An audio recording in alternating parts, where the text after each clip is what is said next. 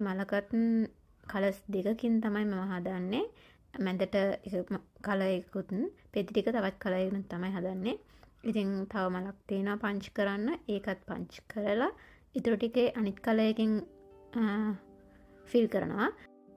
මෙතනදි මම එකම මලක් ෆිල් කරලා ඉවර කරේ නැත්තේ වූල් එක සැරින් සැරේට දාන්න වෙන නිසා. ඉතින් ඒක නිසා එකම කලයකින් අවශ්‍ය ටික ෆිල් කරලා ඉවර වෙලා අනිත් කලය දානකොට වූල් එක දාගෙන නැවත දාගෙන ඒ කලර් එක සම්පූර්ණ ෆිල් කරන්න තමයි මම මේ හදන්නේ.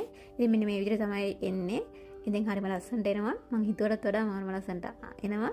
ඉතින් මෙච්චර ඉක්මනට මේක ඉගෙන ගන්න පුළුවන් වෙයි කියලා මම හිතුවෙත් නැහැ. කොහොමවත් ඉතින් මේක හරිම පහසුයි. ඉතින් ඉක්මනට මේක ඉගෙන ගන්න පුළුවන්. මේ පැත්ත ගන්නත් පුළුවන්, මේ පැත්ත ගන්නත් පුළුවන්.